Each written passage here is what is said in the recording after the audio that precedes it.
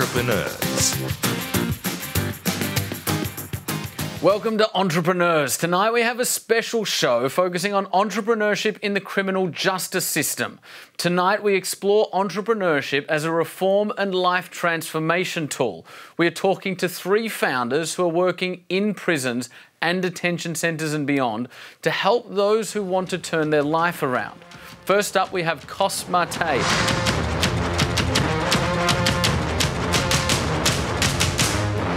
Grew up 2 blocks away from here, and back in the day, all you hear is these sirens. Drug lines actually coming up this building. We lived under the poverty line. My mom didn't have much. She worked in a factory. People would ask me, you know, what do you want to do when you grow up? And I told them I want to be rich.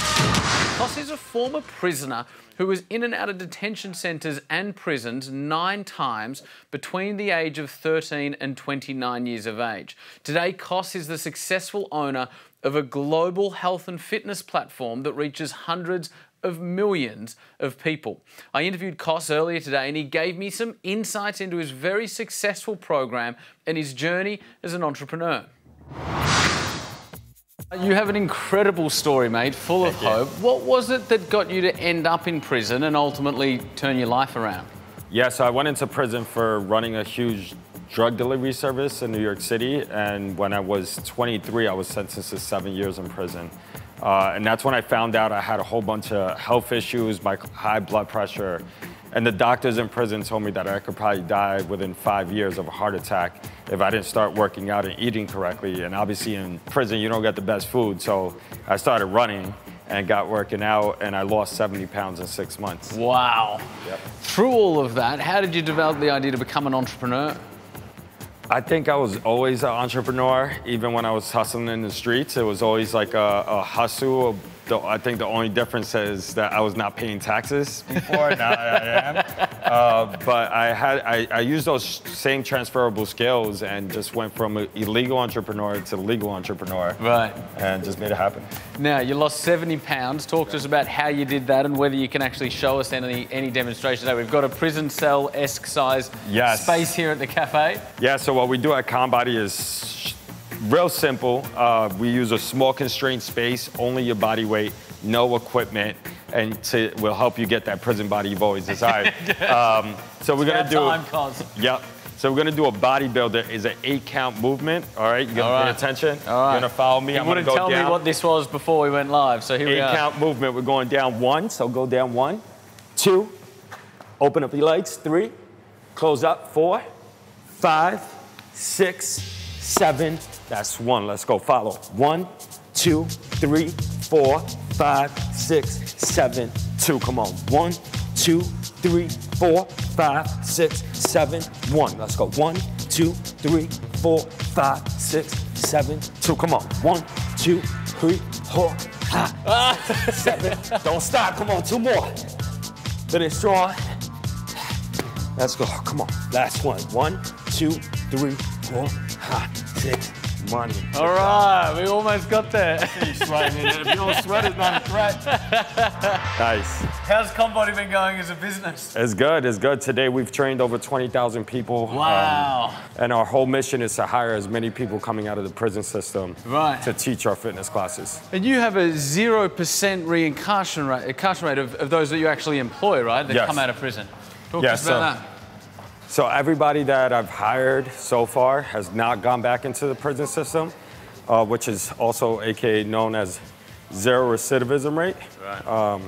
And so how we've done that has been a unique process, partnering up with nonprofit organizations that help with shelter issues, also parole issues, family issues, and therapy issues. So we help and partner up with all these other partnerships and also provide them with employment. So I think the #1 thing that has people return back into the prison system is that people don't have any economical sustainability. Very unique background, very unique business that's built around that background where you're taking full ownership of your past and your background. What are some of the unique challenges that you face along the way? I imagine it couldn't be an easy path. I mean, when I came home, like, nobody wanted to hire me. So this company was basically born out of desperation. And thanks to, there's one nonprofit organization that I got involved with called Defy Ventures. that believes illegal entrepreneurs could become legal entrepreneurs, and they're really tackling that criminal justice space. They helped me, sat me down, helped me build a business plan, partnered with a mentor, and really took that game on to really, tackle adversity. But it was not easy, and it's still not easy. Conbody's such a great name, but I imagine in the beginning, building a brand around the word con was probably a bold move. What kind of reactions did you face? Yeah, so I didn't start with the word Conbody. Right. Actually, it is a deeper story. So I started with the word Cost Athletics, because I just named my name, and then on a tagline, it was said prison-style boot camp. So it was a small font, very hidden, and when people would comment, they had no idea what it was. They just thought it was like a regular fitness company. They would comment, and I would tell them this is a prison-style boot camp. And I changed the name because I was judged by a couple individuals that walked out of my class because I presented myself, and they were like, "Yo, you're a criminal. I really don't want to deal with any of this." And so I still face that stigma. And so I was like, I'm just gonna own it. If you don't like it, this is what it is. If you like it, come help and support us. So. That way you attract the right people, and if there's not a values alignment, then they don't bother coming. Exactly. How hopeful are you around the power of entrepreneurship to help previous prisoners turn their life around? I feel like it is a possibility that people can use when they come out of the system to not only just provide themselves a job, but also provide somebody else going through the same struggle.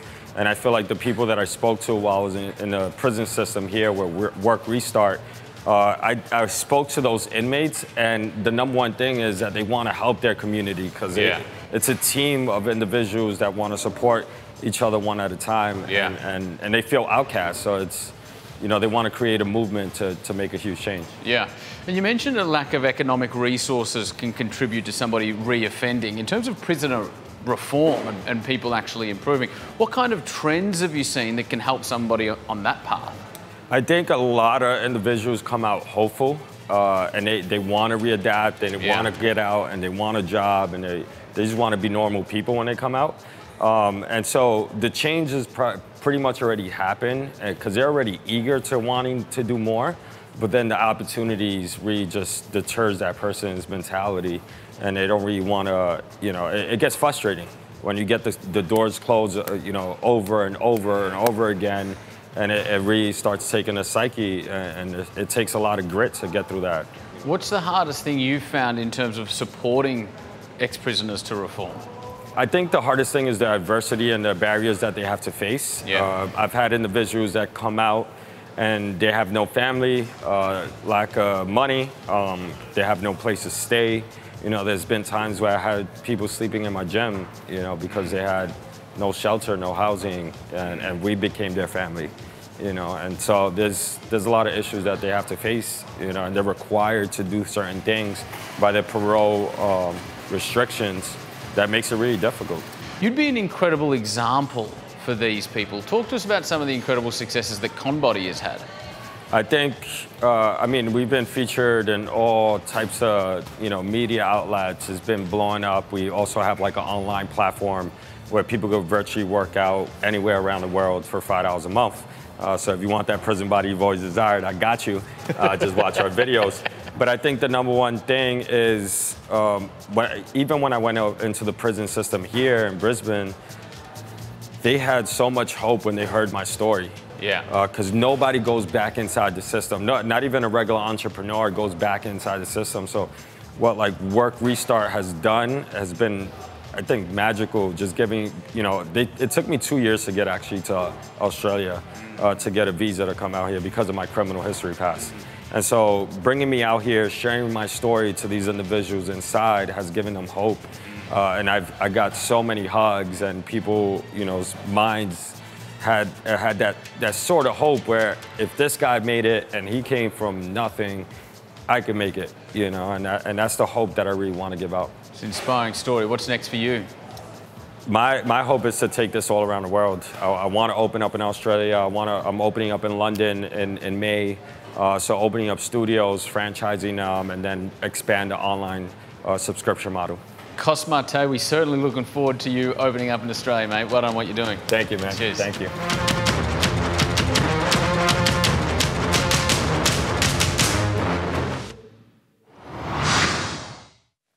Amazing, amazing story, full of hope. We're going to take a break, and when we are back, we are talking to two founders working within the criminal justice system within America and Australia to create and support entrepreneurs.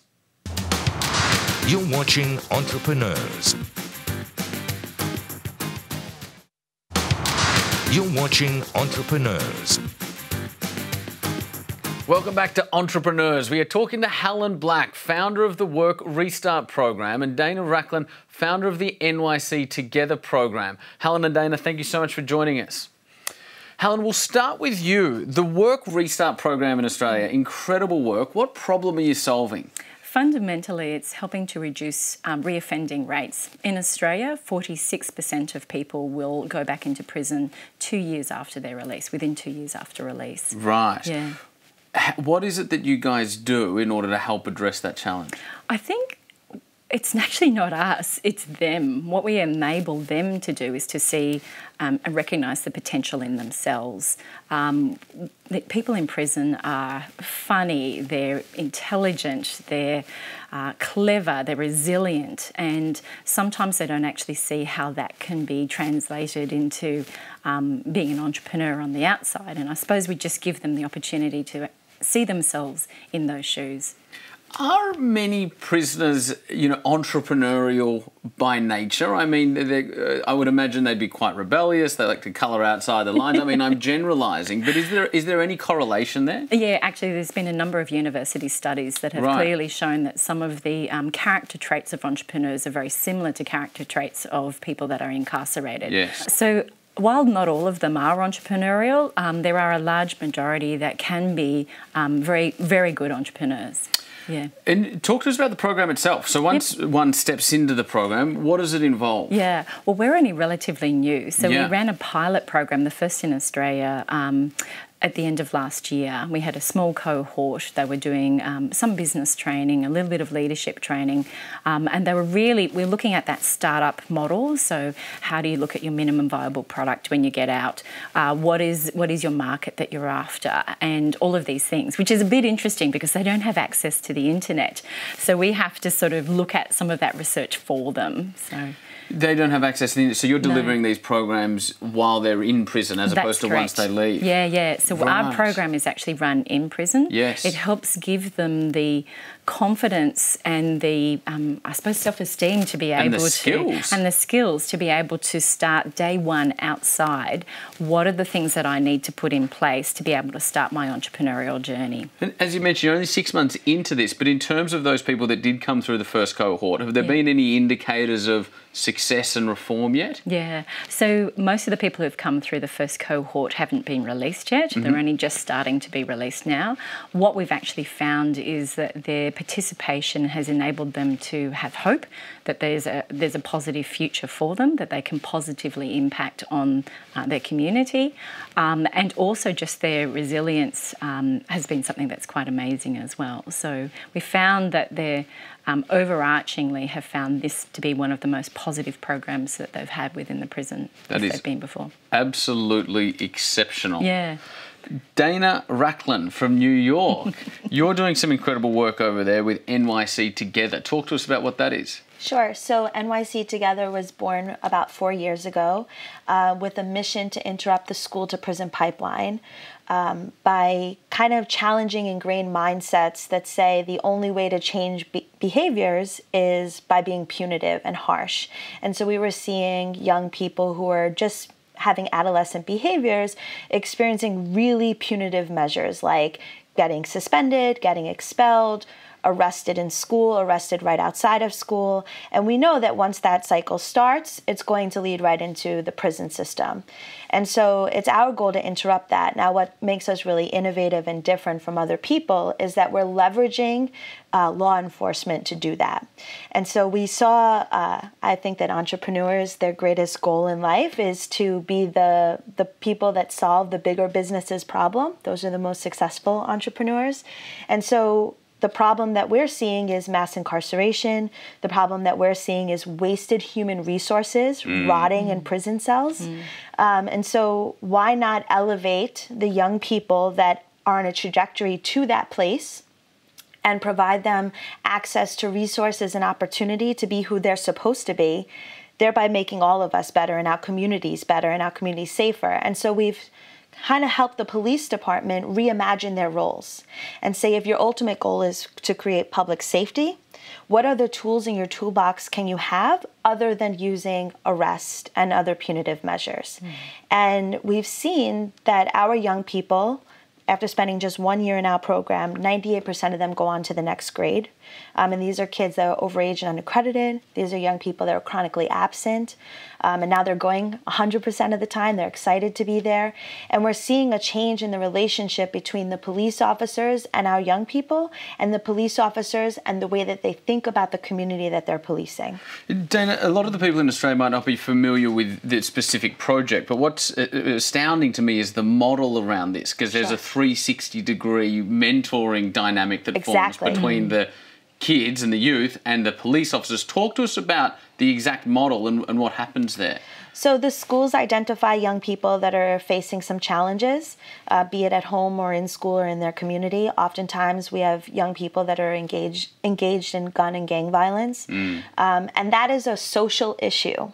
And the police department is given resources to respond with a criminal solution. And so we're saying that's not helpful to the young people, that's not helpful to the community, that's not helpful to the police, especially when they're trying to make inroads on creating stronger relationships with these communities. So the school identifies these young people, we put together a cohort, and then we match that cohort with 3 patrol officers from Patrol Borough Brooklyn North with Chief Madry, to mentor. We tell the officers, you're going to be mentoring these young people, helping them be more successful in school. And we tell the kids, hey, you have exceptional leadership skills. You are really energetic. You are most impacted by police involvement. Would you help us train these officers? And magically, they come together once a week. And, you know, from there, you really are seeing how when you elevate people, the best things about people, they'll rise to the occasion.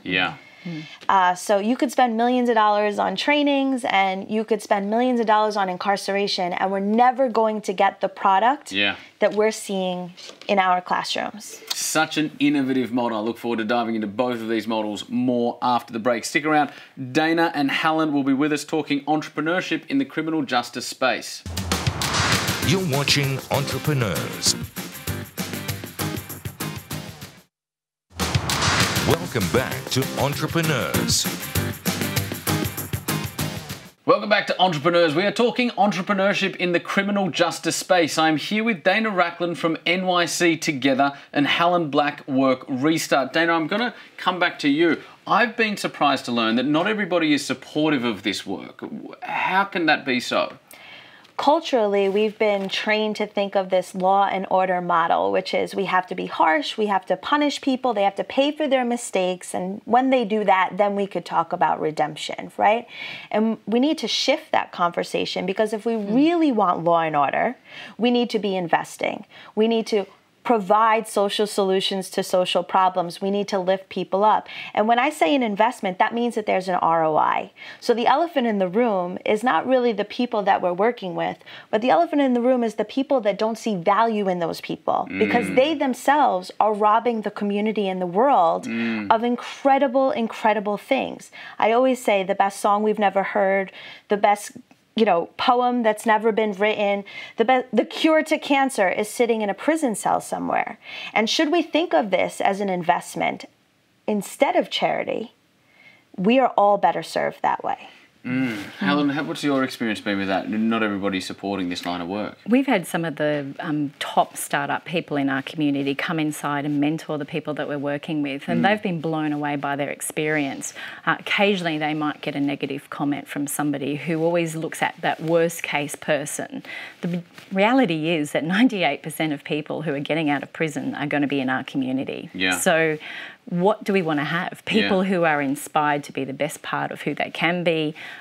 we're putting resources into helping these people, or do we just want people who have gone in the system and come out the other end the same way? Let's just dive into that a little bit deeper. What kind of people are coming through your programs? You know, do you hold hope that they can be positive contributors to the community? Absolutely, absolutely. I haven't found anybody that I don't think can be. Wow. Yeah. So, I mean, we have people who are humble, who are really wanting to make a positive contribution. Some of the people on the program are actually wanting to create social enterprises to address some of the issues that actually put them in there in the first place. That's how much they want to give back. So I haven't met anybody who wouldn't be able to contribute positively to the community. It's very encouraging. Yeah. Dana, I love what you were talking about earlier. You know, if you look at Scandinavia, who have some of the best outcomes in the world, we were talking about briefly during the break, punitive to restorative. Talk to us about that principle and why it's so important. So somebody once said that today's inmate is tomorrow's neighbor. Yeah. So if we're constantly beating down on people and not providing them the access to opportunity, not providing them resources, not doing what we should do as contributors to a social contract, which is lifting people up, we can never get the outcomes that we want, right? And so when we move away from being punitive and we move towards being restorative, one, you see that the people that you're interacting with are truly accountable for what they did, right? Because the work is hard.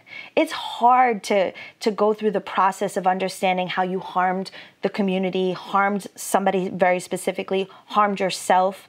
That's a really challenging thing to go through. And then it's really hard to come out and turn it all around. And it's especially hard to do that if you're not afforded any resources or opportunities.